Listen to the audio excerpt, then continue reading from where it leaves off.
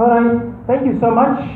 I think it seems Moses has already paid for extra minutes for spending so much in the campaign.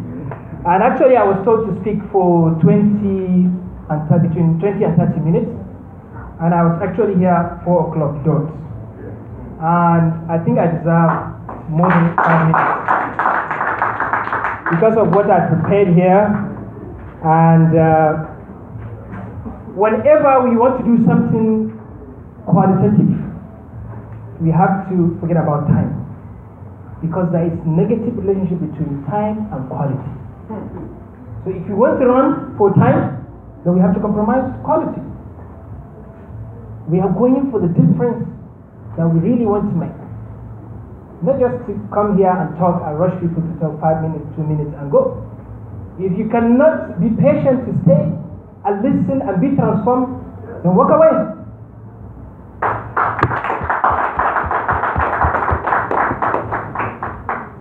I'm not a politician. My name is Dr. Ahmed Adamu. I'm the first ever global chairperson of the Commonwealth Youth Council. I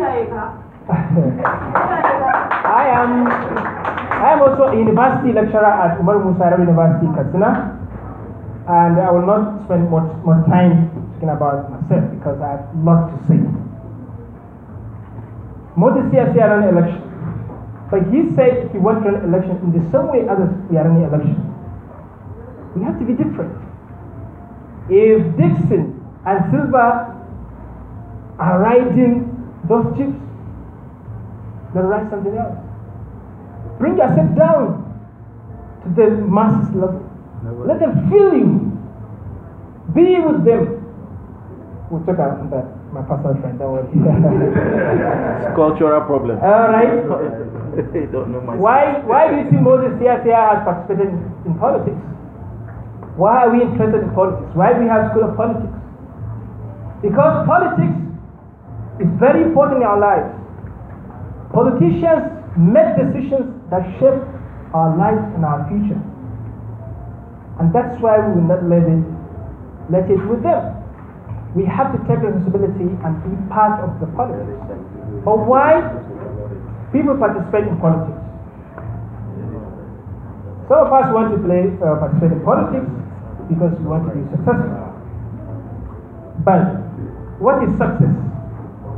In your own dictionary, what do you want to see in your life to say that you are successful? That's the beginning of everything.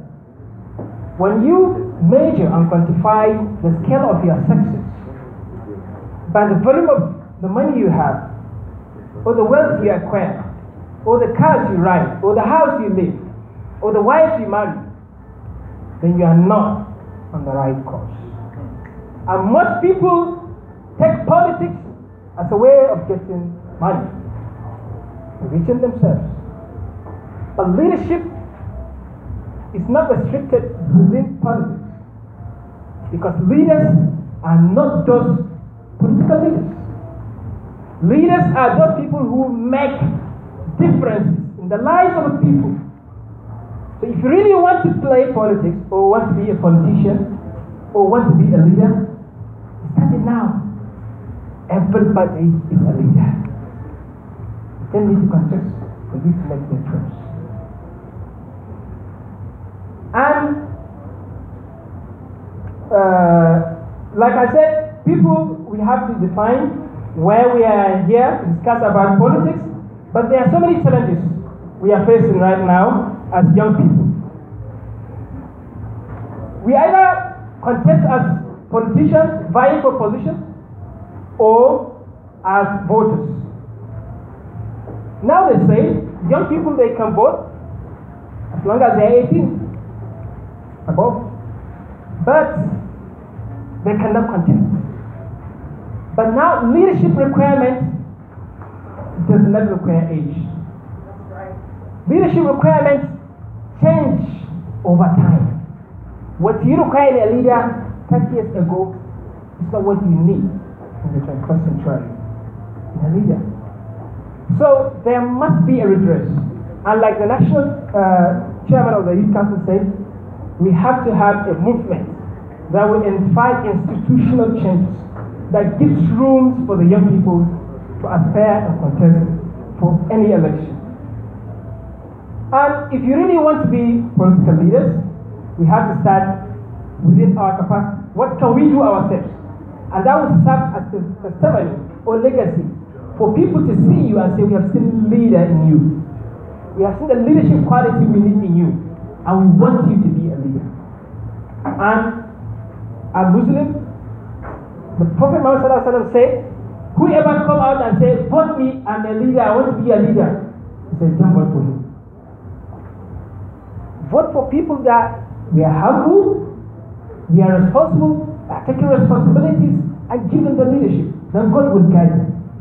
But we understand we are in a political, modern democratic system. Some things we have to work in a different way that we never expect. So we have to prepare ourselves to be leaders. There are so many young people who are given responsibilities, but they disappointed young people because we are not prepared to be the right leaders we want. I'm a university lecturer, like I said, and I mingle with young people who are coming out, growing out of the university, and potentially are going to be the elite in the society and eventually become leaders. But I've seen the gaps in them. The leadership quality they need to have is not taught in our universities. It's not just enough to have PhD. It's not just enough to finish from university and that's qualifies you to be a leader. You need strategic training and discipline to be an effective leader. And that's why this kind of school of politics and leadership programs are very imperative. That any person who wants to contest an election should have this kind of training and preparation. Because they tell us we are inexperienced. But I tell them we are the most experienced people. Because what is experience? Know your problem. Knowing your problem is 50% way of solving the problem. The old generation that ruled 30 years, 40 years ago, they only knew the challenges, the problems of that time. But we didn't know the challenges, the opportunities we have in our time. We, the young generation. So that's the best experience we have. And like I said, the leader we needed 30 years ago is not the leader we need today. Because this is a different century. A large proportion of young people. But the decision to make the difference lies in our hands. And I believe this is the best platform to begin with. And we have to take it serious. I understand so many people were invited, but they weren't here. We didn't need them. We have to stand with a small number. That's how we grow big. With the strength we have, we build it, and others will join later. And for us to achieve this, we have to have serious social reorientation. Like Moses already started mentioning about it. And I've already started mentioning about what measures your success. What do I want to see in my life to say I'm successful? I swear it's not just to be governor, to be House of Rep, to be president of Nigeria. No. That's what motivated me to go to university. To see young people looking up to you. They have problems, they have challenges, they need support, they are coming to you. You are helping them. They will never forget you. That's leadership. That's the difference we want to make. And Comrade Birthday was telling me, I have come back to Nigeria for almost 6 months now, and I'm wasting away because of all that I achieved. I said, no, I'm not wasting away. I'm impacting, I'm making difference. I don't have to change thousands of people. I just need to change one person. That's my success. And I was seeing someone, a friend of mine, sharing a Facebook post.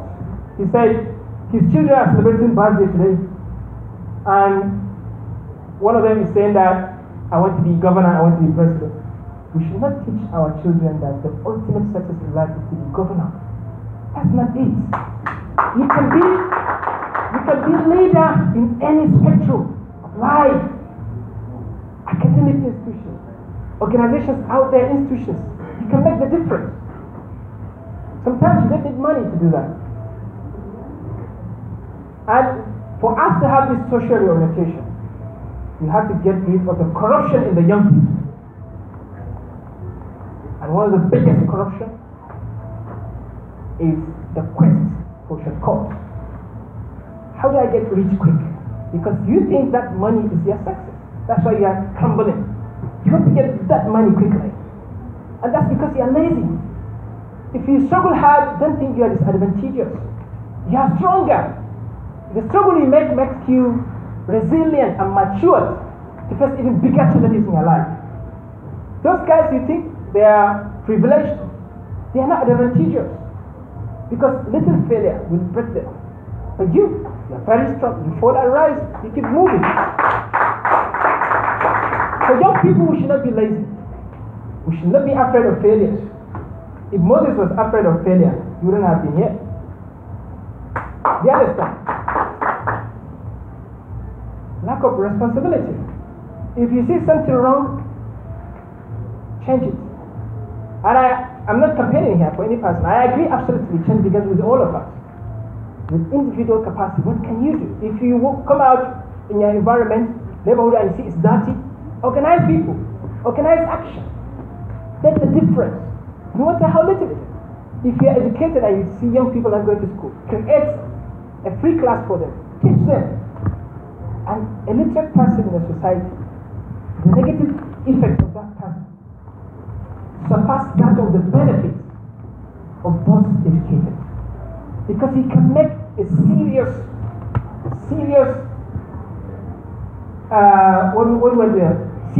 negative action that will affect everyone. And that's become irreversible. And we've seen in our societies that ignorance, illiteracy, how it plays a role in electing bad leaders.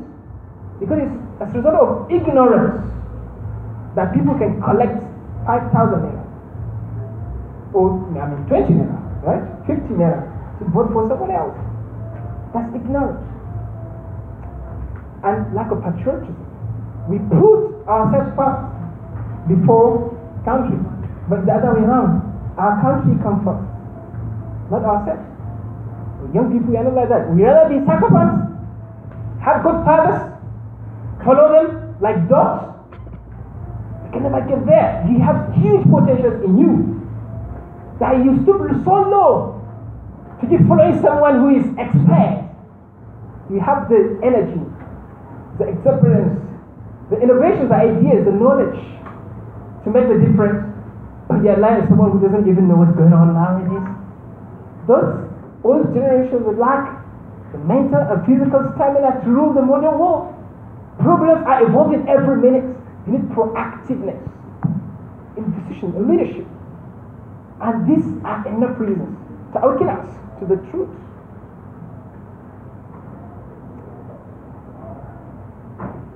We say if you have to contest for election, you have to have a political party to sponsor you. And some young people visited me in my guest house day before yesterday. And one of them said, I'm a partisan member of PDP. And I asked him why. He said, because he thinks PDP, they have the good people there, blah, blah, blah. He keeps telling me stories. I said, I don't expect young people nowadays to be partisan. And even in Nigeria, the whole Nigerians, I don't think they should be partisan for now. Because we are at the stage of building good governance. But when you are at this primary stage, what you need to identify is credible leaders, qualified leaders, irrespective of the party they come from. And it's very sad. And the APC politicians, they have to take responsibility, especially in the north, for taking advantage of the people there, telling them to vote a political party all the way, neglecting, passing out credible candidates in other parties. That's how we lose out so many qualified candidates. That's not good for our system. I know of someone who barely finished secondary school and beat someone who is a PhD holder, has all the leadership qualities just because a party does not determine what leaders do in Nigeria. I'm from Katsina State. Masari can never be dictated by the party chairman. He decides what he wants to do, and he does it. Nobody queries him. So the ultimate person is the candidate. Who is the candidate, irrespective of the party? Until when we have credible leaders all around, the competition now will become which party has the most credible candidates. That's the major. At that time, every party will have to fill all positions based on credibility and qualification.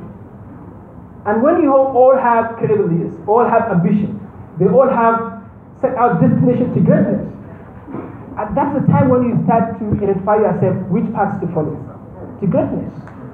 If I want to go to greatness, someone says follow left, and someone says go right. And I think it's right. Or, I mean, it should be right. But I should vote for the party that say right, based on ideology. Because you all believe that's where America is now. Because Trump said we should relieve tax on the rich people so that they can have allowances and balance to create jobs. People will get jobs. If rich people are constrained, they cannot create jobs, they cannot share the money. But Hillary said, no, tax them, collect the money and give it to the poor. Fundamental differences. And which one do you agree? And based on your decision, you choose which party you vote for. So to me, it's bullshit to say I'm voting for a party at this stage in Nigeria. And that's why I absolutely agree with the national chairman of the Youth Council that we need that political movement that will make the lists of credible leaders across parties. We are not restricting ourselves to a single party. Don't come close to me. All right. I'm trying to skip some things anyway. Let me just go to the way forward. I'm a university lecturer. I will keep saying that, but someone, I think you are the one who said, professionals are not accommodated in politics or in political parties. That is why people take politics as their primary business. Without positions, they are nothing. They cannot do anything. They cannot even do electrician job or plumber job. So that means they are not professional. They are just naked politicians, and we allow them to rule us. We professionals, we have our skills, we have our jobs, and we let those guys rule us. We have to have space and stake in the politics. And it's highly discriminating to say professionally they cannot belong to party. They become intimidated because they say themselves, because they associate themselves with the political party. So this movement should prepare to identify these areas where we want to have a difference and then push forward for it. I understand we have the deputy national women leader here of the YDP, the national chairman, but you understand, some of the starting points, but that depends on what you do in the party. You have to have a message. You have to bring the people around. And I understand one of the major problems that young people have is the self-insecurity. When you don't have confidence in yourself, so you'll be afraid to bring more competent people because they'll relegate you. But that's if you are selfish. But if you are selfless, you don't care. Bring the most competent. I go away. My legacy is a system, is an organization, is a party, is a movement. So we have to get rid of selfishness and unite ourselves. We have to stop taking ourselves from different divides. We have to stop taking ourselves. And I appreciate Moses when he said he's a Nigerian. That's starting well. And most of you have watched the video where I asked Muslim University, the Emir of Kano said, if you have young people, 70% of voters, young people, why can't you have a young president pull their votes together and give it to that person? As a young person, we can really do that. We can start by contributing money, 1,000, 10,000. If we have 10,000 people, you raise a huge amount of money and you can defeat even the largest party, the so-called. So I think these are some of the hints we can start moving forward, and we have to start reducing the cost of election. The story that Moses told us has really discouraged me. Even though in some wise, he encouraged me, but in another perspective, he really discouraged me. It means that if I have to contest for an election, I need 250 million naira. And young people, they are growing up. They are trying to establish families, afford the mortgage, buy vehicles, little things to pick up in life. And you're asking to bring 10 million, 100 million, 250 million. That's not fair. We have to really have a very strong movement. We have to have a strong and inclusive structural change, political change in Nigeria. And we have to have political office unattractive. Why should a primary school teacher be receiving lower salary and House of Representative member who is sitting here receiving the large cow share of salary? Who is contributing more? I think you will answer that. You give me the answer. Is it a primary school teacher or the honorable member sitting here? You understand? And we agree that we are putting so much eyes on you. This is what we call inclusive and participatory democracy, so that you can stand on your toes. You can be accountable.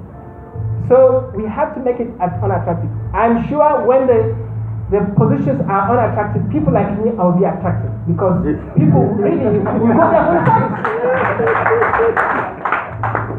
And I will not compete with those business people who can even kill or give any amount of money to get the position. And we think about politics, electing governors, presidents, chairmen, and things like that. But those people, they cannot make it alone. What they do is a subject of the people around them. But now they say, we cannot bring competent people. And now as we speak in the national cabinet, there is no single young person.